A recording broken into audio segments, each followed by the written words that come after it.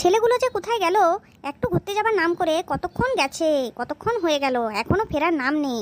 বিরিয়ানি কখন চলে এলো, ঠান্ডা হয়ে গেল, ওদের আর কোনো পাত্তা নেই। তবে একটা কথা কিন্তু মানতেই হবে যে ছেলেগুলোর দম আছে। এই একদিন এসে এই ছেলেগুলো এমনভাবে আমার মন জয় করে নিয়েছে যে এখন আমি আর ওদেরকে ছাড়া থাকতেই পারছি না। এখন তো আমি বলতে গেলে সবসময় ওদেরকে চোখে হারাচ্ছি। এমন মনে হচ্ছে যে যেন ওরা আমার কাছের কোনো প্রিয়জন, কোনো আপনজন।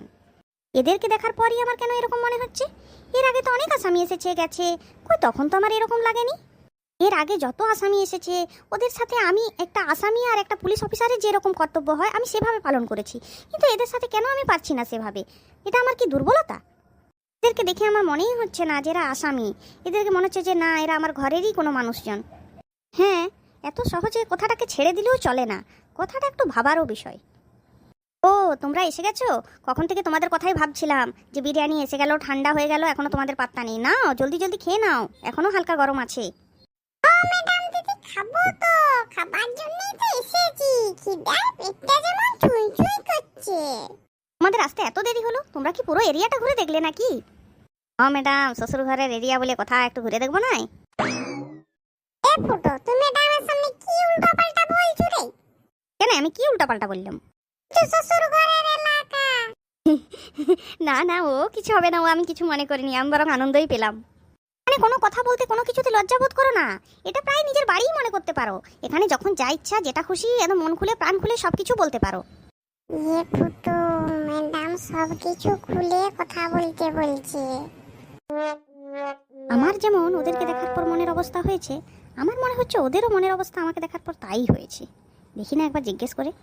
আচ্ছা, আমার সাথে আলাপ হওয়ার পর, কথাবার্তা, ব্যবহার, সব কিছুর পর তোমাদের কি মনে হয়েছে যে আমি কি কোনো খারাপ পুলিশ অফিসার? না না ম্যাডাম, তা আবার মনে হয় নাকি? আপনাকে দেখার পর মনে হচ্ছে আপনি একদম ঝাক্কাস পুলিশ অফিসার। আচ্ছা ম্যাডাম, আপনাকে একটা কথা বলবো? হ্যাঁ, এতে আবার জিজ্ঞেস করার কি আছে, বলো না। ম্যাডাম, আপনার জায়গায় যদি অন্য কোনো পুলিশ অফিসার হতো, আমাদের জন্য এত ভাবতো নেই। তারপর এই যে আমি খেতে পাচ্ছি নাই, তার জন্য আপনি বাইরে থেকে খাবার অর্ডার করছেন, একদম মানে ভাত ছেড়ে চিকেন বিরিয়ানি পর্যন্ত। ব্যাপারটা একটু অন্যরকম লাগছে না? আমি জানি না, হয়তো লাগছে। আচ্ছা, আপনাকে আমি আর একটা প্রশ্ন করছি, এটার উত্তর যদি আপনি দিতে পারেন তাহলে সব আমি নিজেই জেনে যাব। আচ্ছা বলুন তো ম্যাডাম, আমাকে দেখার পর আপনার বুকের ভিতরটা কি দুরু দুরু দুরু দুরু করছে, যেমন আপনাকে দেখার পর আমার বুকের ভিতরটা দুরু দুরু দুরু দুরু করে? বুকের ভেতরটা দুরু দুরু তো করছেই, তার সাথে একদম পুরো পেটটা হড়হড় হড়হড় করছে যে। আর কিছু বলতে হবে না ম্যাডাম, কেসটা আমি বুঝে গেছি। কেসটা হচ্ছে জন্ডিস কেস। আমার তো হয়েইছে, আমার থেকেও আপনার আরো বেশি ঘোরতর হয়েছে। হ্যাঁ, তুমি কি বলছো গো, আমার জন্ডিস হয়েছে? বাবারে, এটা তো খুব মারাত্মক রোগ গো।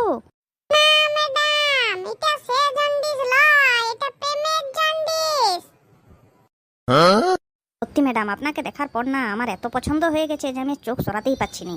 এক দেখাতেই আপনাকে পছন্দ। আমারও তো তাই হয়েছে। আমি কালকে তোমাদেরকে দেখার পর থেকে আমি তোমাদেরকে আসামি বলে মানতেই পারছি না। আমার তো অন্যরকম কিছু লাগছে। আমিও ওটা মানে মনে মনে ইয়ে করতে পারছি না যে ওটা কি লাগছে, কি জন্য হচ্ছে। এই এখন তুমি সব কিছু বলার পর আমার ক্লিয়ার হলো।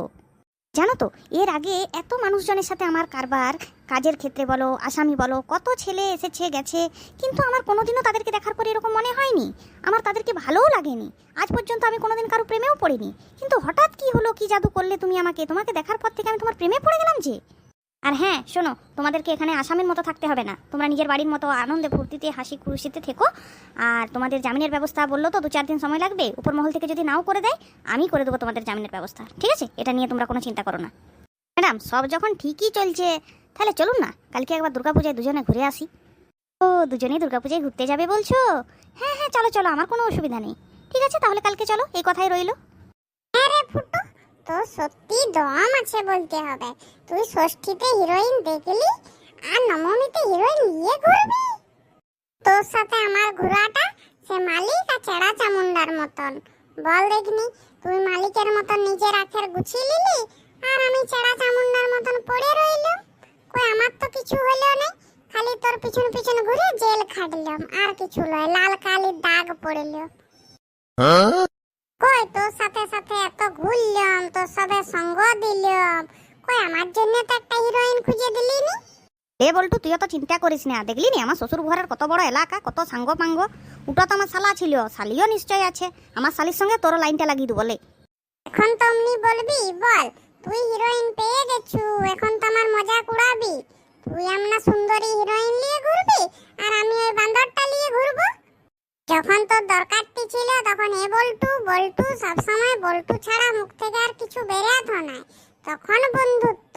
এখন যাই দরকারটি পেরিয়ে গেছে